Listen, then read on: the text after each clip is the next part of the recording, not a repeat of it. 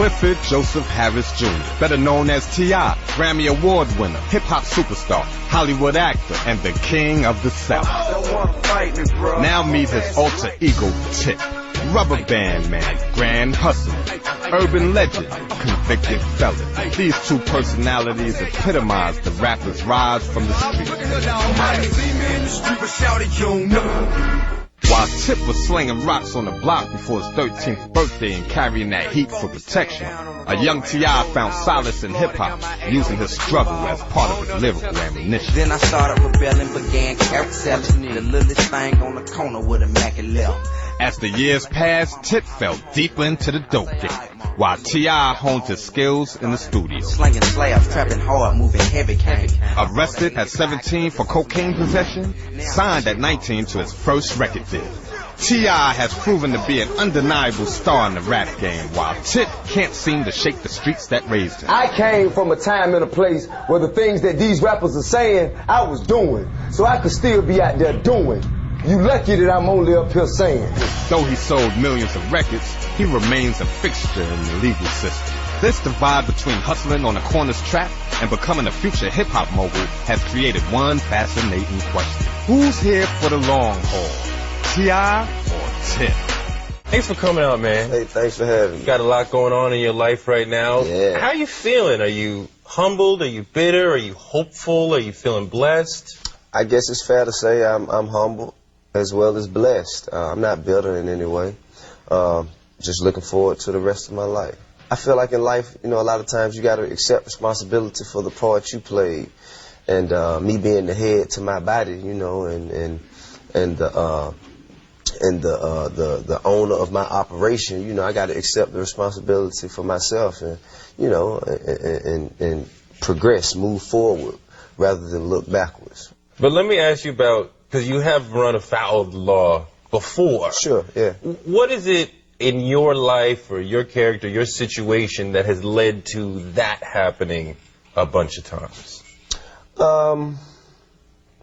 You know what? I can't answer that. I don't have an answer for that. I think that it was really best said a piece of my life lived before that I just hadn't done a better job of letting go of. A lot of times it was things that I had done previously that I hadn't taken care of and that still haunted me in years to come. But I believe that, you know, once you, as a youngster, once you get caught up into a certain lifestyle and you get yourself placed within the system, whether it's probation, incarceration, parole, whatever it is, it's very, very difficult to get yourself out of that system. Mm-hmm. And not only is it difficult to get yourself out of that system, it's even more difficult to get yourself out of that mindset. Yeah, see, a lot of people get in that mindset and don't get out of it because they don't have the breaks that you've had, the money, the fame. Money doesn't change anything. Money doesn't change anything except for the clothes you wear, the cars you drive, and the house you live in. Money in no way changes what's in your head. Mm-hmm. In no way. If anything, it could distort things even more. That's you say money doesn't change anything. Nah. Does losing money change something? You say you lost like $10 million behind the situation. GM left you, lost a couple of films and such. Yeah. And how does that get at you? I mean, it definitely, it weighs in on your decision making for the future. And this whole ordeal has changed me. It showed me a lot about myself that I didn't know. It showed me that I had a lot more patience than I gave myself credit for. It showed me that I had a lot more strength than I gave myself credit for. Is this going to change your music? My music has always been a reflection of what was in society, of what my experiences were. This is no different. Of course, there are certain elements that once existed in my life that no longer exist, so it will change to a certain degree, but it will still have that. It will still have an edge. It will still have that same edge to it. I mean, I can't really talk as elaborately about guns and drugs in my music to come, because it's not existing in my life right now. You know what I'm saying? What about the T.I. versus T.I.P. thing? You've talked about those two sides of you. Yeah. You know, the more intelligent business side, and then the more street, violent side. See, I think that's one of the things that I learned. Before, I was saying, I just can't control it. I just can't control it. Now I see, I can control it. You can, or you have to control it? Nah, I can. I can control it. I mean, I have to control it, but if I couldn't control it, I wouldn't be able to. It would be out of my power. Instead, he copped a plea bargain and faced 1 year in prison and 1,000 hours of community service. I realize completely that I violated the law, and I accept that I must be punished. The question begs, why would someone at the top of his game risk it all? I say still I stand. Tell me your feelings and your emotions as you were going through the situation. Well, at first, there was a great deal of disgust, you know, with myself. There was a great deal of betrayal that I felt, regret. And, you know, I kind of just felt like I had done all this work and came as far as I had and done something so unbelievably stupid, exercised such poor judgment that I put myself in a position where I was jeopardizing everything that I'd ever worked for. And not only for me, but for the people around me who depend on me, you know, the opportunities that had been created for my other artists, my other employees, just all kinds of other people around me who depended on me to as their livelihood. And it just felt like, you know, man, this could be it. And you know, so I had to get my relationship with God back in order. And I mean, not that it was ever in jeopardy, but you know what I'm saying, we got a lot closer.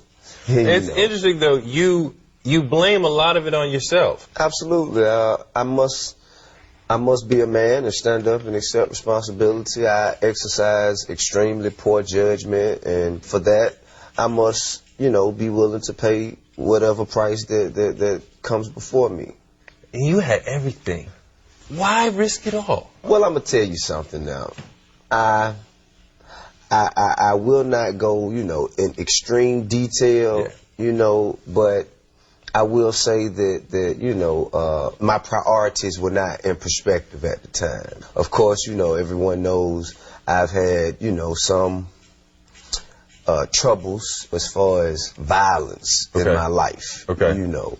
And things like that, you know, they kind of make you think differently. You know, they put life in a totally different perspective for you. It gives you a greater concern for your safety as well as your family's. And sometimes when that concern is present, you're not really thinking it with the same mind as you would under normal circumstances. It sounds to me like you're talking about when your best friend Big Phil was murdered. Sure. And what happened out of that moment that you said, I have to change the way I'm dealing with things to protect myself? It was more so, you got to think that was coming off of my biggest album. You know, it was a huge time, my first movie, and I guess I was at the height of stardom. People everywhere knew my face, knew who I was. I was all over the television, all over the theaters, and everyone knew me. And I knew no one. And you can't rightfully assume that everyone who knows me likes me. That everyone who greets me has the best intentions. Yeah. It could be as simple as me riding in my car, a fan pulling up on the side of me at the red light real abruptly and rolling their window down. And maybe they're like, hey, I love your album, but you didn't know that was coming. You don't know until, you know, until the window rolls down. It just ignites a certain paranoia. If you don't use your mind consistently throughout that period in your life, it's real easy to get caught up in that paranoia and make very poor decisions, as I did. When you talked about all the things that you were risking, you talked about business and career. Yeah. But family's very important to you. Absolutely. You know, marriage, 5 kids. What about that part of it? it hit hard, you know, to even think about not being there to see my kids grow up, you know, it's a very disturbing thought, and it hurts. The thought of the possibility even hurts. And, you know, I never, ever put myself in that position again. Well, what's the biggest change in you that's come out of this? I think I'm calmer, you know. I think I've also seen that I have an ability to focus more on my art, my business.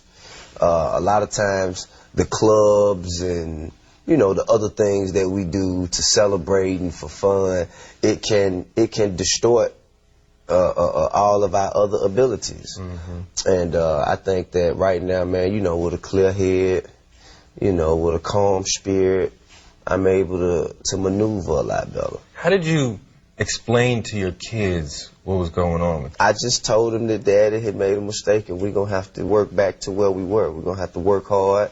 Well, I'm going to have to work hard to right my wrongs. Mm-hmm. What do you say to fans who are like, wow, T.I. had all these guns, he's cool, he's doing a year, he's cool? Nah, not at all. I mean, you know, I think they you definitely are missing the point, if that's all you can take from this situation, man. You know, if anything, T.I. had all these guns, and he has to take himself totally outside of what he would like to be doing, totally outside of what in business he could have been doing, things that could have been accomplished, lost a great deal of money and opportunities. And there's nothing cool about facing the possibility of going to jail for longer than you've been living. You've been in jail before, so you know what it's like. Are you nervous of going back doing a year? Nervous? I mean, I'm not nervous. I'm not happy about it, you know. You know, the best thing I can say is I have time to prepare. I have mentally? I have time to prepare financially. And you know, just family-wise, you know, spending as much time with my family, and I have another child coming. I have enough time to be here with him and get him settled as much as I can, and then, you know, when I go do that, that's going to be 1 year of my life. Time is time. I don't care if it's a year, a week, a month, or a day. You don't get that back. You never get that back. The time that I've missed, you know, incarcerated and on home confinement, I don't get that back.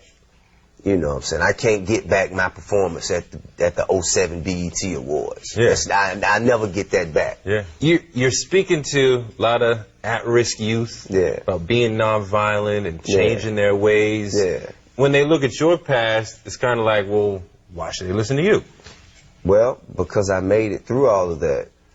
And so now, if I'm here telling you that, obviously, if it was something so good, I'd still be doing it. And if it was the way to live, I'd still be operating like that. And I think that's the reason I'm qualified to tell them. I don't think that the people who have never had an idea of what that lifestyle, the consequences of that lifestyle carry, then they're not really validated to speak on the subject. Do you think that your future is brighter than your past? Absolutely. Absolutely. I'm still breathing, walking, talking. Yeah. So my future's always going to be brighter than my past. But the T.I., the career, you know, the movies, the albums, the shows, when you finish your year, your 8 months, whatever it is. 8 months. You know what I mean? I assume you're going to be on good behavior, trying to get out, back to your family type thing. Man, nah, I don't think I could get out that soon. But, okay. I mean, but yeah, hey, man, I'm a hard worker. I'm a good looker. You know what I'm saying? I got swag out the wazoo, you know what I'm saying? I got plenty of talent. I can do anything that I set my mind to doing. So I have no reason to believe that my future is not brighter than my past. Still a king of the South? Absolutely. Hands down. Without a doubt. Thanks, man. Right on.